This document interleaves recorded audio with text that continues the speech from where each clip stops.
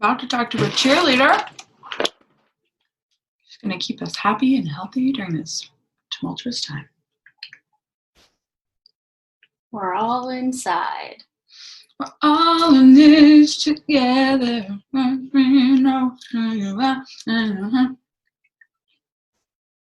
Hello, hello, hello.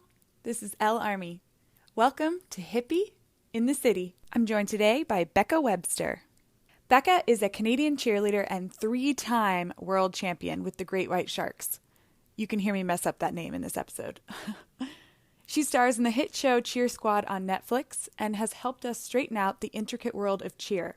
There's club, there's collegiate, there's worlds. She is a Leo and a dog mom to Precious Levi. When she's not busy cheering or running multiple social media accounts, including her own, she's hanging out with her girlfriend Dee, who just had a birthday. So go wish her a happy birthday. In this episode, I am co-hosting with my producer and fabulous cousin, Kelly Beam. We Zoomed with Becca because of the quarantine, so the audio is a little different this week. Please love Becca Webster.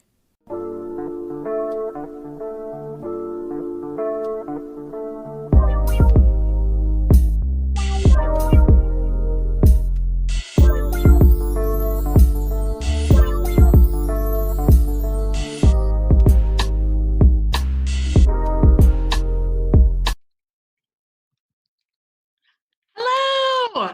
Hi! Hello. Can you hear us? Yeah, I can. Hi. Obviously I'm Kelly. Hi, I'm Elle. Hello. Nice to meet you. How are you doing with the quarantine? I'm doing good. I'm actually at a friend's house right now. Nice. I've been hanging out in small groups of people, just going Yeah. from my house to friends' houses because we live in a really small apartment, so it would just be too much to stay just there. Yeah. But I live in New York City with my husband, and we came down to North Carolina to be with Kelly and her husband because we were just like, we need to get out of the city. yeah, if we had anywhere warm in Canada, I would be there. Yeah. I was just that's like, what I need to be able to walk outside and see the trees, see the grass, Yeah. plus we have a dog as well. So I was like, we can't be walking the dog twice a day and doing social distancing. That's not possible in New York. Yeah, exactly. So same thing. I would have just stayed in somewhere warm because my dad lives in Florida, but because the borders were closing, I was too scared I wasn't gonna be able to get home. Yeah, for sure. totally. Especially since, I don't know, this whole thing has been really interesting to navigate. Okay, well, welcome to our Hippie in the City podcast. Yeah. I'm normally not a host. I'm just here now. But she's my producer, so it's good that we're together because that was another thing for the quarantine was we were I'm not gonna be able to get much work done by myself, so it's just easier to come down and be with her. Yeah. Especially since the podcast studio is not open. Right. So. Okay, so I wanted to. I have the shirt you're wearing. Sorry, I just noticed the shirt here. I have that. I love that shirt. This is a positive message. Yeah, I just got it. Oh my god, I love it. Yeah, I just got it too, and I wear it all the time. My husband's like, Me too. are you gonna? People are you can stop wearing that shirt. Yeah, you're gonna wear another shirt? I'm like, no. She actually just wore it 2 days ago, so. Yeah, no, I love it. I wore it way too much when I first got it too. Good. Oh my god, I love it. How did you get into cheerleading? When I was, I think 10, my friend was doing it, and I just thought it was really cool. And I was actually the worst gymnast ever, and wanted to do something similar that wasn't gymnastics anymore. So I tried out for a team halfway through a season, and they put me on the floor. So I did minimal stuff, but kind of got to fall in love with the sport and learn it without having to just be thrown in. Yeah. And then I climbed my way up that gym and ended up moving gyms to the one I'm at now. How long is this? Is that the White Sharks? Great White. Great White Sharks. Yeah, the Great White Sharks. I've been like all up on Cheer Squad all day. I also just like misspeak a lot. That's just my vibe. I don't know. There's a lot of them. How long have you been on that team? On my team right now? Yeah. This is my 6th year. That's 6th amazing. year. Is that like a long career on the same team? Yeah. How long? When we were just watching some episodes of Cheer Squad, and there's a lot of different age ranges on each team, right? How does that work? Divisions. So like, there's mini and tiny, which are for like the little kids, and there's youth, which is youth and junior, like middle school, primary school, middle school, and then senior is high school and super senior year. Mm-hmm. And then there's open, and open, depending on your level, is 14 and up, or 17 and up, and then you can be any age, like until you're not able to do it anymore, basically. But yeah, I found that really interesting. I was like, that's so crazy when we're like, they're showing everybody's age at the bottom of the screen, and I was like, oh my gosh, there's Powers 24. What is this? Yeah, I'm at Power's house right now. That's where I am. Bring Power in. She's downstairs. She'd be so mad about Power fans. Yeah, I'm at her and Yatsi's house right now, actually. Oh my god. And just like I was filming. So yeah, Power actually coaches us now, but it's funny because when that was filmed, I think I was like 18 or 19, and I'm Power's age now that she was when we filmed that.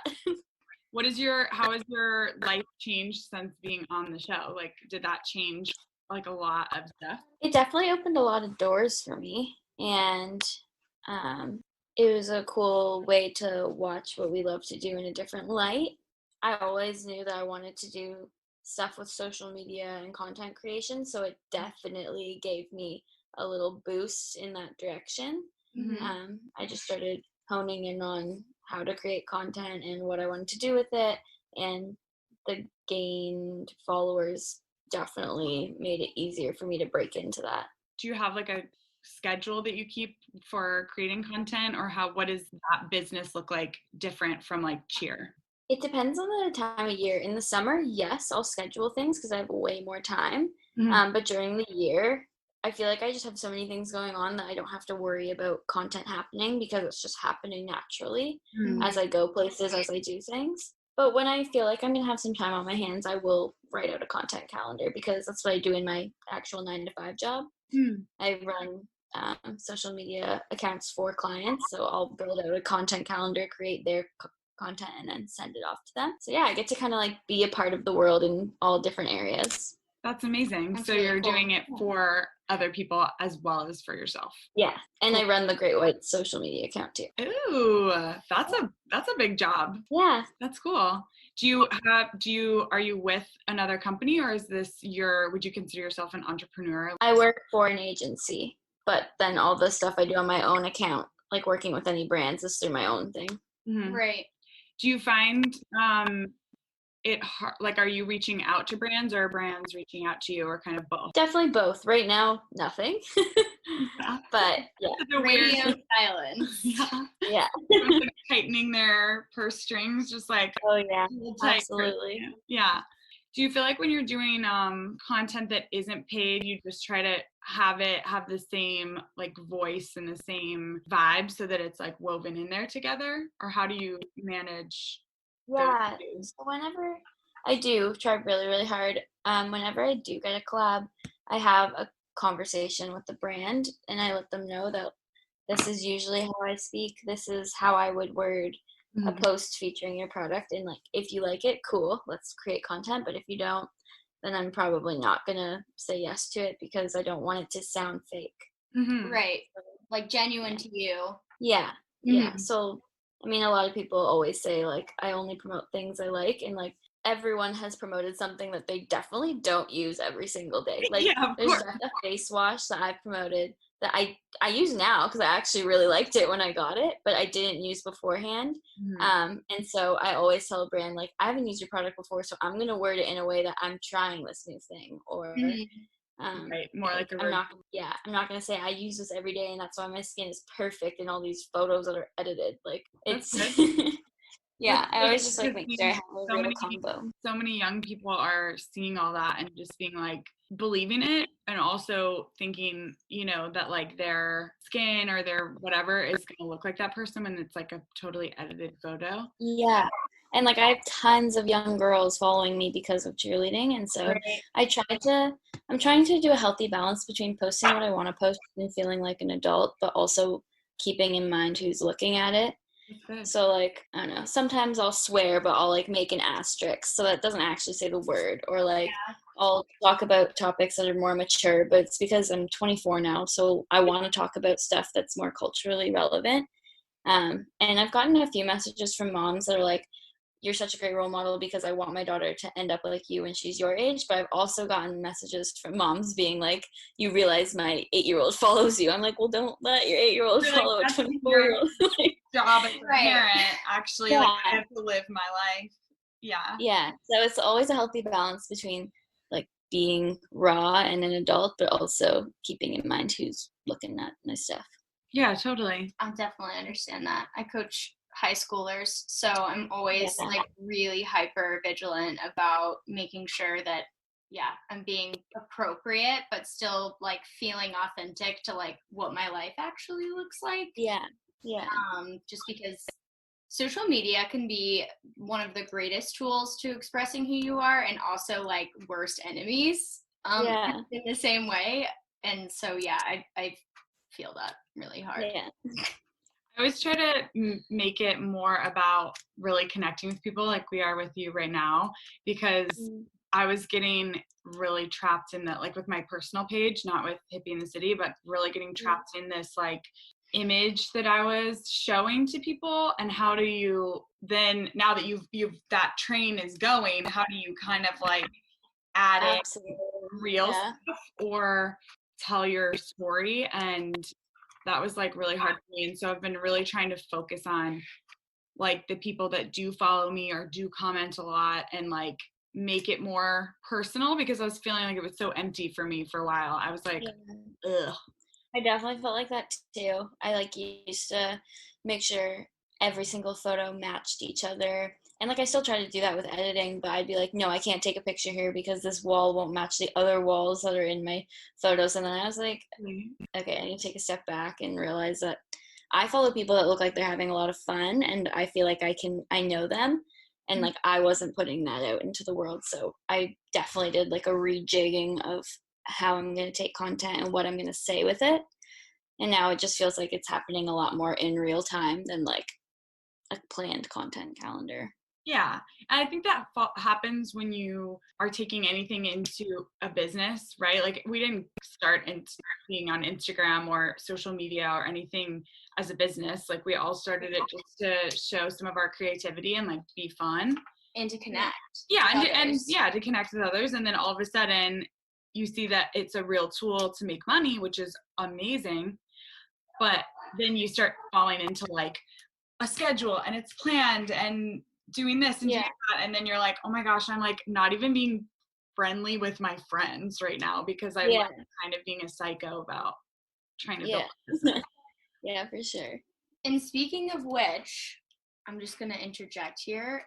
How we met you too was so I had posted something because I had watched the Netflix documentary Cheer, and obviously it was like a big deal and got a lot of press and like a lot of attention. And then I was getting really confused because I was kind of going down the rabbit hole of like the cheer world. Yeah, like I was like, I'm such a rabbit hole. I am now going into cheer as a 30-year-old woman. Yeah, I'm ready. I'm here. Who is gonna take me and put me on that? And I had posted something at some of the cheerleaders who were a part of that season, and just asked a question, because one of the things I was really confused about was why it seemed like a lot of cheerleaders had won worlds or a national championship, and I was like, this just like numerically is not possible. And I was just very confused. They're holding worlds every other month. Yeah, everybody is just having worlds at their own gym.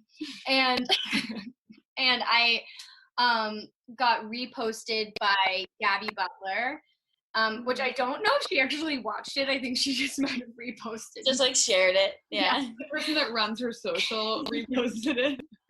And I was just like, asking that question, and yeah, Becca saw it and replied to me, and that's when we got talking about cheerleading. Yeah, because like I've seen so many people post things being so confused, and I would be confused too. Like if you don't know the actual cheer world, that show would confuse you a lot because they were specifically a college team and they compete in like one specific division against one team.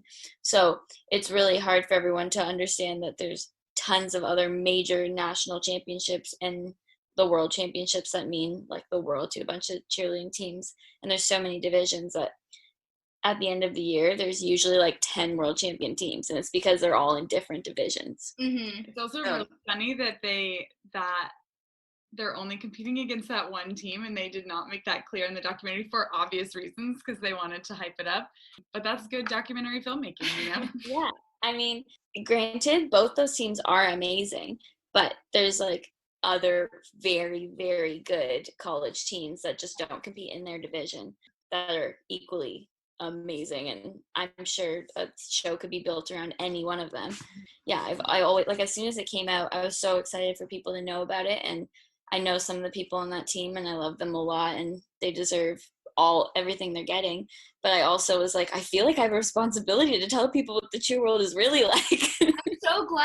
I'm so glad because it got us connected, and that was kind of like, yeah. I'm very glad you answered my question in the first place. I was like, I wonder if this girl's gonna think I'm nuts, but I just like wanted to word vomit about it because like lots of cheerleaders I was gonna watch ask you if you thought she was nuts. Yeah, so I was like, she's gonna be like, is this person really replying to me right now?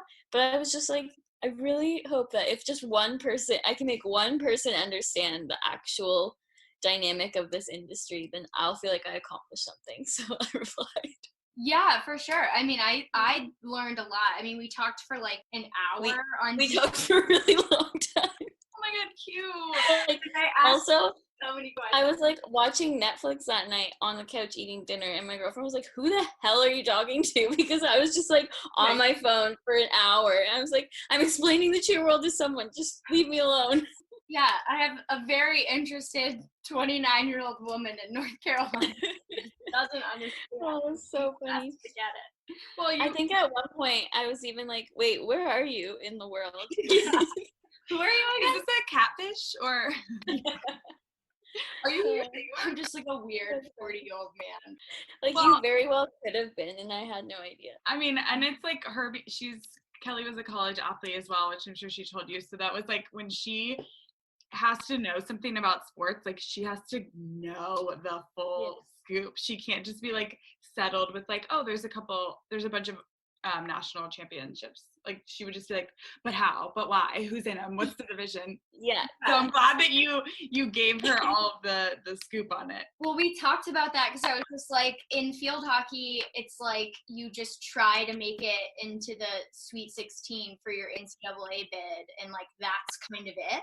Like if you don't make it, you don't make it, and like that's the only championship you could possibly win besides your conference championship. So it was really helpful to have like you talk about the like layers and just like how. Well, wouldn't that be comparable to like, say, I don't know, like a non-collegiate field hockey league or something? Because right, like, is yours with the university? No, so mine's club team. So like that's what's very difficult to explain. In a lot of sports, unless you're going to the Olympics, like college is your big thing. Mm-hmm. Like that's what you're working towards. 100%. In cheerleading, college is a fun thing to do, and it is some people's big thing. But let's say you don't end up doing that, your club, like staying with your club team and like winning worlds is equally as much of a big thing. Like that's their Olympics, that's our Olympics. And growing up through the industry, there's 3 really big things you want to win. And one of them is NCAA Nationals in Dallas, Texas. And that's an all-star. That's an all-star competition. So only club teams go to that. One is Daytona, which is literally the same competition, but only college teams. And then there's Worlds, which obviously is the World Championships. But a ton of some of the best cheerleaders in the world never go to college nationals because they stay with their club teams. And some of the best cheerleaders in the world do both. So it's like, it's really great if you win it, but that's not like the biggest event. Like there's 3 events that are really, really big to win. When you're talking about worlds, is it truly like how many teams are competing in it? I mean, is it really from all over the world? Like country? It really is. Like there's Team Taiwan, there's Team Germany, there's Team Canada, Team USA, Team Finland. Like there's you would be on a different team for that competition than you would for the NCAA. No. Well, yeah, NCAA. So colleges don't compete at Worlds. You can't.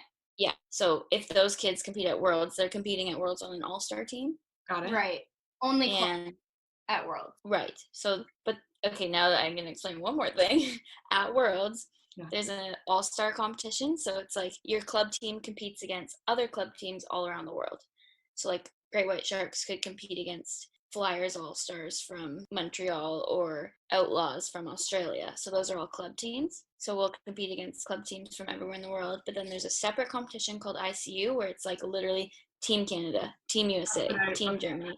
Got it. And that's like fun to win, but your all-star team, you're with them all year. So like it's a bigger deal for you when you win with all-star. That's your team. Yeah, because that's your team. Yeah, I got that. I totally get that. So kind of one of the misconceptions in the Netflix documentary about Navarro is that they're like, this is it for us. Like there's no career for cheerleaders. Yeah. And they're that bothered me a lot when I watched that. There's a lot of things I loved, but that line specifically bothered me. One, because I know a ton of them that compete on an all-star team and they can stay on that all-star team for as long as they want, just like me. Kind of showcase that a little bit. Like Gabby left, like went and cheered for Top Gun. Yeah, and she's still there. I'm done college, but like I'm still cheering, and it's not like strange. Like a lot of girls on my team are around my age. I hope you're still doing it when you're like 40 years old. Yeah, like I might. Power all the time. You're just like crushing it, and just like, oh my gosh, it's so hard to quit. I tried to quit like 5 times. It's a great addiction to have, working on yourself and like working in a team atmosphere and really trying to better your like personal development. I mean, that's why I tell my parents. My dad's like, are you still doing that jumping thing? I'm like, first of all, it's called cheerleading. Second of all, yes. Like, I will never stop. I understand it though when you feel I felt very personally identified by my sport. Like I felt like that was who I was, and to like even disconnect from that even just a little bit, even as a coach, and not necessarily play in the same capacity anymore. I play on like an adult club team, which is kind of goofy, but we have a lot of fun, but it's definitely not the same team dynamic as being like sleeping together, breathing together, eating together, practicing together, like living that kind of life. And then to like move away from that and even just still be a part of the sport as a coach, it's like trying to recalibrate like who you are, because it's such a big identifier. Have you felt I watched your YouTube, but it's like also definitely tricky because for most sports, like if you quit, you can still go out into a field and like mess around with it. Like you can find a group of people and kick a ball around or get on a court and like hit tennis balls. But when you quit cheerleading, like you're done. You can't just go find people and throw them around. Like, you know what I mean? That would be a whole different kind of thing. Maybe we're onto something here. Like my friends and I have talked about a cheerleading beer league so many times, but at the same time we're all like, no, because then we get really competitive and actually want to compete and win. So, Also, like half-hammered, like throwing people up into. It's just like a drinking competition and a cheerleading competition at the same time. Flip cup, flip yourself. Yeah, like let's see who doesn't get a concussion first. Like literally. Oh my God, I don't know why this tickles me so much. Do you feel like you have a good like routine as how to unplug when you're not doing all of this really intense work? Like, I mean, I find it's really hard to balance all of the things that I'm doing, and like then when it's time to like meditate and self-care, like I really am dedicated to those notions, but sometimes like getting your brain to calm down and your body to just settle into like, it's really hard. Do you feel like you have a good routine for that? Honestly, I'm terrible at that. Like, so bad. Because the second that my work brain turns off, my like other work brain turns on. I'm like, okay, now I have time to focus on my own work. And so I'll do that until like 2 a.m. And like if I have practice, I have to drive 2 hours to practice in traffic. And then I practice for 2.5 hours. And then I have to drive an hour back. So I don't get home till like 11, the earliest at night. And I leave right from work. So if I take time to like relax, it's literally me falling asleep because I have to wake up at 6 the next day to get to work. Yeah. And then on weekends, I'm like, I need to socialize so people don't think I'm avoiding them. So like, I've just been so bad at taking time to unplug. Yeah. And right now, I'm trying really hard to figure out a way that I'm going to actually like set time aside for me to chill out, because like that's the only bright side I see to everything happening. But I also feel like I'm just working 24/7 because I'm working from home and I don't leave home. So I'm like, I might as well just keep working. Okay, so I'm making this podcast on anchor.fm because A, it's free. B, it lets you edit everything in the app on the website. So if I'm on the go, I can literally pull up the app, move around segments, listen to how the order sounds, add music. I can even add different pictures for each episode. And then when I'm done, oh my gosh, it uploads to Spotify, Apple, Google, 5 or 6 others, all for me. So I don't have to do it. It's literally amazing. Download the app or go to anchor.fm to start your podcast now, because we need more podcasts out there. We need more storytellers. Oh, and another cool thing is that you can get paid from sponsorships, and it helps me so that I can be able to go out there and find amazing guests to connect and talk to that you guys can listen to. So download the app or go to anchor.fm right now. Yeah, we've talked to a lot of people over the past few months about that, because everyone has such a good intention for it, but then when it actually comes time to do it, it's like it seems silly or a waste of time, or don't have time. Yeah, and I think something that we've talked a lot about in the house in the last few days with the quarantine is that like it is such a good time to use for yourself, but again, it still feels clunky and awkward because it's not something we do a lot. So it's like, it feels weird to maybe like light some candles and sit by yourself and really try to like meditate or, you know, connect with like your soul or your spirit or the universe or however you want to describe it. But I think that it's something hopefully we can all do a little bit more, even if it's for 5 minutes or something like that, because it's like really healing practice, you know? Would you consider yourself like spiritual or religious or anything of that nature? Absolutely not religious. I mean, maybe, so I have a hard time explaining this because I have a lot of really, really close friends that are super Christian. And when I try to tell them that I'm spiritual, not religious, they give me that look. And I'm like, okay. So maybe not. Like, more. Yeah, no, we're like, do you have any like witch practices you want to talk about? I'm not like, I don't know. It's nothing like I like practice daily, but I definitely do like put things out into the universe, and like I'll take time to hope for things or to like just send out good vibes. And do you know what I mean? Like when you really want something and you just like take time to think about it every day, or like I try not to think about the universe too much, but I am definitely someone that believes there's something. And like when you call on it, it does deliver if you wait long enough. I also just like love everything zodiac. Oh my God, great segue. What is your sign? I'm a Leo. Oh my gosh, I have a gonna guess she was a fire sign. Yeah, she had to be a Leo. Yeah, and you're into performing, so you're definitely a Leo. And she's Sagittarius, so I figured your connection had to be fire sign. Oh yeah, maybe. There's a mutual understanding. Well, like Absolutely. a mutual intensity for sure. Yeah. You know, and she had to respond. Like I felt the urge to ask everyone on Instagram what is going on with cheerleading, and she was like, I have to tell her. Yeah, exactly. When's your birthday? August 18th. Oh, nice. An August Leo. You're towards the end there. So you're Cool. almost a Leo Virgo cusp then. Yeah. Actually, okay, so I technically was born on the 19th, but I think it was like a minute after midnight, and my mom really wanted my birthday to be the 18th, so all my documents say the 18th. But I guess I was born on the 19th. I just identify with 18. That's funny. That's amazing. I know. I'm September 19th. But I Oh, was really? my due date was on the 18th, and instead of just waiting for me to come out naturally, my mom was like, I'm getting her induced. I can't wait any longer. So I'm the 19th. We're exactly 1 month apart. Yeah. Cool. In a few years. Kelly? Well, yeah, that's what I meant. I meant 1 month as in birthday. 1 month apart. Yeah. I don't know what year she was born. I just knew we're 1 month in birthdays. I too am in my 20s.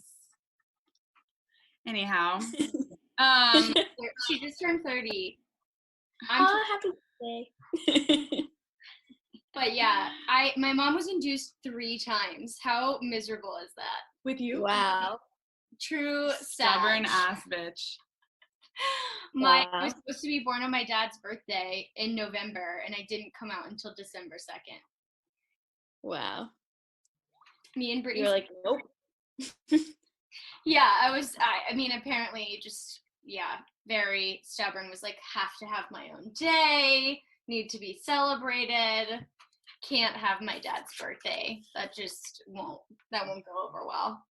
Yeah, we're both really into astrology as well. And when we talk to people about spirituality and things like that, it's something that's important to both of us to figure out what people think and what they're talking about, because no one in our generation, in our age, or even younger, identifies as being religious. I mean, I shouldn't say no one, but a very vast majority, and we grew up Catholic and in a really Catholic community. And even friends of mine who are observing it, going to church every week, this stuff is, a lot of the laws and everything are really archaic, and so it's sort of don't align with our values. Yeah, so even those people, and so it's very interesting to me to have the discussion, because I really want to kind of get down to what people think about it. And of course, nothing's perfect and nothing's right. You're not going to get to the bottom of that barrel. It's just, I always just want to try to find a community of people that think some of the weird, crazy things I think, because I study astrology and I do tarot, and I'm always very focused on people's energy force field, because I really think it's pretty apparent that whatever you put out there really colors your world. Mm-hmm. And I think when people are doing sports and they're doing any kind of physical work, wellness work, stuff like that, you can't help but be putting good stuff out into the world, because you have a purpose, you have a mission, you have something that's so true to yourself. And I think that's something really important for young people to know, because I think a lot of people feel disconnected. And I think without what people had for a religion, which made them feel connected and a community, I think we need to try to build something like this. This is one of the reasons I'm doing this work, is I just think people need to feel not so alone, even if they're not on a cheer squad and they don't have that kind of family. It's possible to still find it out there. And it's all part of that notion of being a part of something that's bigger than just you, which is defined, especially as adults. I feel it's really hard to find if you're not involved, very involved in a group. And obviously you still have your cheer team and stuff like that, but as far as just everything else goes, just your emotional, mental, spiritual, all that kind of stuff, kind of coming together, it's really complicated to connect to other people if you don't have a label. Yeah, I totally feel that. if I wasn't on my team, I would just be aggressively looking for community everywhere I went. Totally. Like that was the hard Yeah, that's what we're doing. That's what That's why we're here. So, you're doing great. We're like, do you like astrology too? Cool. Can we FaceTime every day? Yeah. Well, I think it's important just to put, any content out there, because I also think about it, and this may be a little way out there, but sometimes I get really hell-bent on like getting followers right now and like building it up right now and everything. And then I have to slow down and go like, this is going to be out there forever, like even when I'm dead. And I think it's going to be stuff that's really important that somebody stumbles upon it, and maybe it's like a time capsule and they're like, wow, this is really cool. And makes me feel like not so alone. Yeah, listen to these old ladies from the 2000s talk about. Yeah, I one of the things that we kind of were thinking about, and just like on a more personal note, and obviously feel comfortable to just like redirect anything, but we were kind of wondering about, because you've been in a relationship with your girlfriend for a while now, like how was that with being involved in such like a cheer world, and also just being an athlete and all of that kind of stuff? I know that's been really difficult for a lot of other athletes. Like, how's that been for you? Well, at first it was difficult because it's still a little bit weird sometimes because my previous relationship is on a show. Yeah. And yeah, a lot of kids are watching it for the first time, and so they're unable to realize maybe that was a long time ago, and I'll get messages on photos of me or photos of us just being like, where's Brody, and like tons of DMs being like, I'm really confused here because on this show I just watched of you, you're with someone else, and like I've gotten so many questions about it. Yeah. And so at first, because like she's the first girlfriend I've had, I didn't want to be super public about it until I was like 100% sure that was something I wanted to pursue. And I also wanted to protect everyone else in my life from receiving those messages. Like I know he receives a lot of messages all the time still. And I felt bad that she would see things like that on my social media, so I kept it private for probably the first year off the internet. And I did try to keep it private for the first few months within the gym, but when you're in a gym full of people, like it's kind of impossible to hide from others. And at first I was really, really scared. And especially because like when someone meets me, I really have to like spell it out for them because I'm super girly, and like, especially if someone's watched a show and doesn't know me that well, they would have no idea just based on stereotypes. Like this little blonde cheerleader, like there's no way you're not with some football guy or whatever. So when you're like not comfortable with it and you're constantly having to explain it, you get comfortable pretty quickly. Yeah. Like at first it was scary, but now I'm really thankful for it because I probably get 2 to 3 messages every single day from other little cheerleaders that are like, I've been really struggling with this and I'm really scared, and following you and following Dee has helped me so much, which is really encouraging. And like all my friends have been so awesome about it, and all of my family members and coaches have been amazing. So like I didn't have a hard time.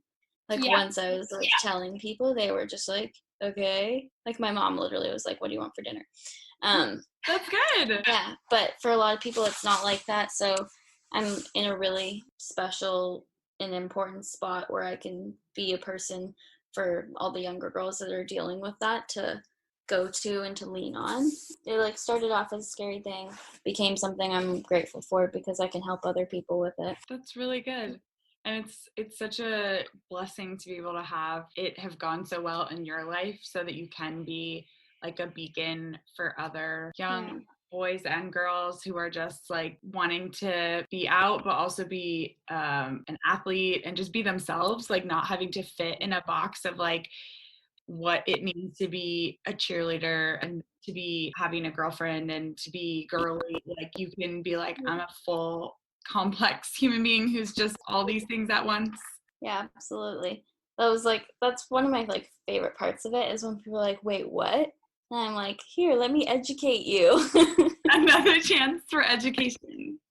Yeah. And then like people will be like, so what does that mean? I'm like, it means that I'm like in a happy relationship. What do you mean? What does that mean? Everyone thinks that you have to, I know it's like so cliche to be like, you don't have to label yourself, but there's this YouTuber I follow and she explained it really well one day, as in like a lot of people like apples and oranges, but like 90% of the time someone might choose an apple over an orange, or 80% of the time someone might choose an orange over an apple, but like it doesn't mean that both are not options, like even if like 99% of the time you want one more than the other.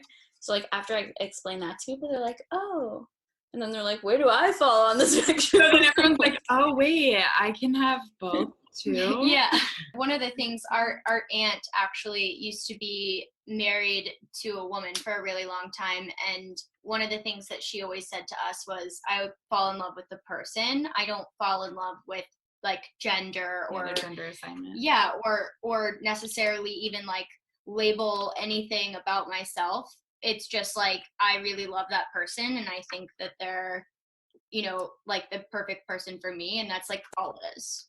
That's like how I explain it to any of the kids I've coached, or to anyone that asks me about it too. But I was just always like that. Even like every guy I ever dated, like I always knew that I just would like a person.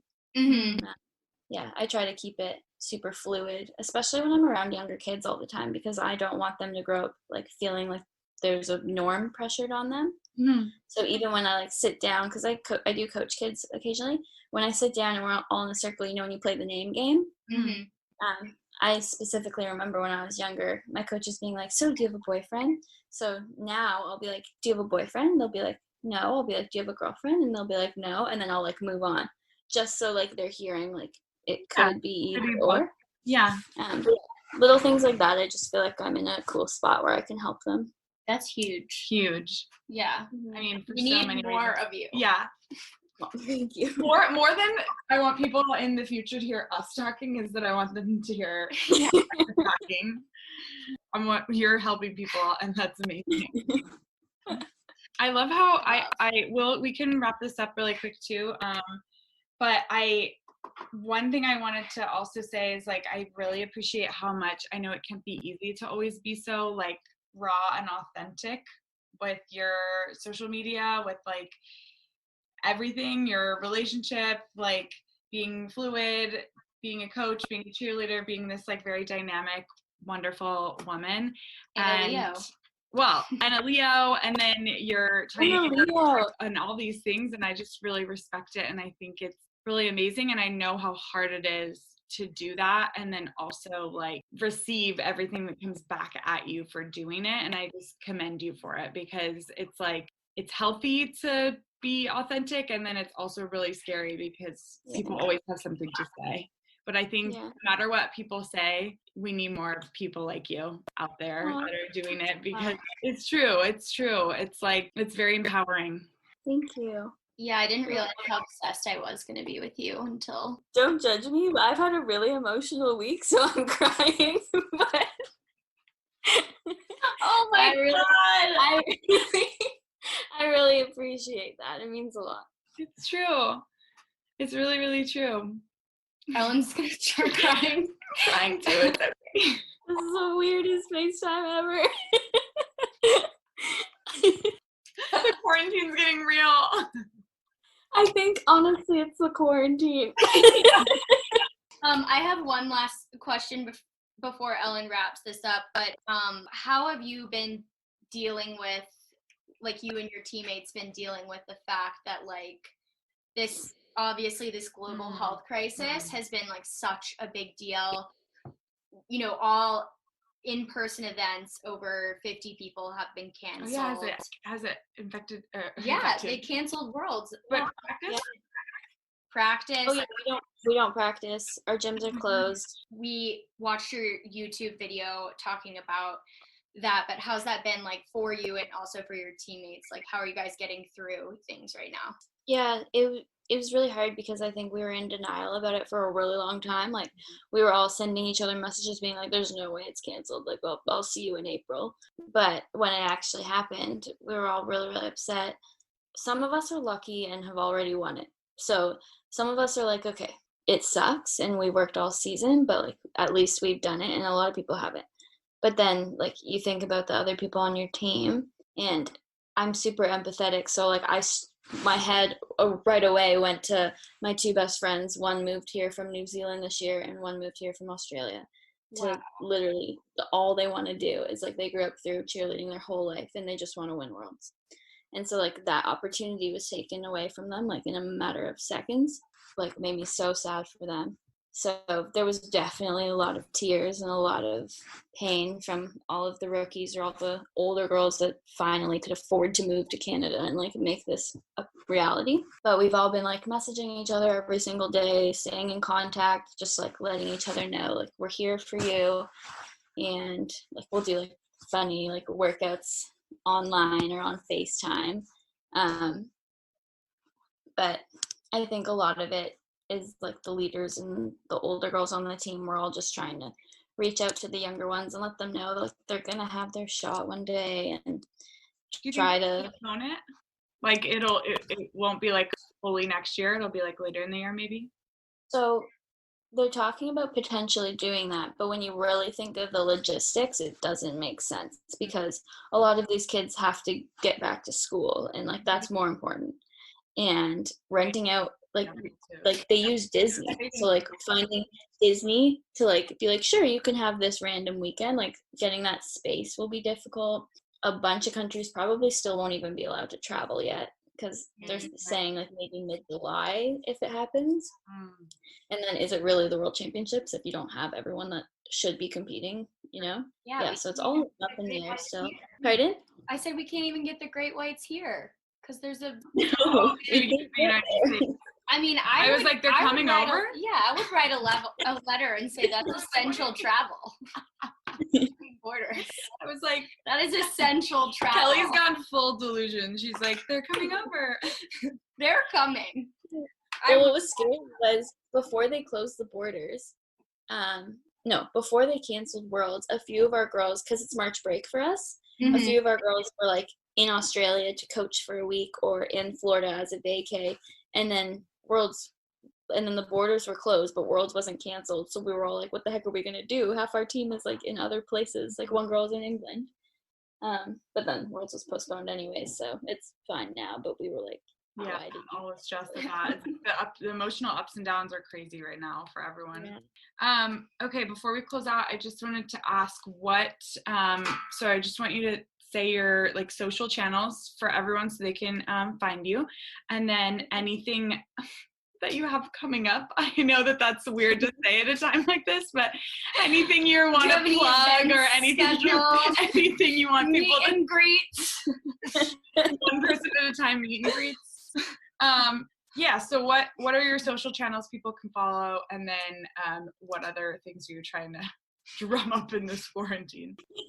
So on almost everything, it's at Becca Web across the board. I do have one at BeckWeb_fit account, which is just kind of my like cheerleading content. And I have a YouTube channel, which is just my name, Becca Webster. And the only thing I have planned is hanging out with my dog Levi, which you can follow at Little Levi Pup. Little Levi Pup. I'm writing it down. If you love our podcast as much as we love you, please subscribe. Spotify, you can hit the follow button, and on Apple Podcasts, you can click the 3 dots on the right and click subscribe. Because numbers matter, people. We live in the Matrix. Also, if you'd like to support us so we can aim to run ad-free episodes, go to anchor.fm/L-Army/support. That's anchor.fm/ELLE-ARMY/SUPPORT. Peace and love.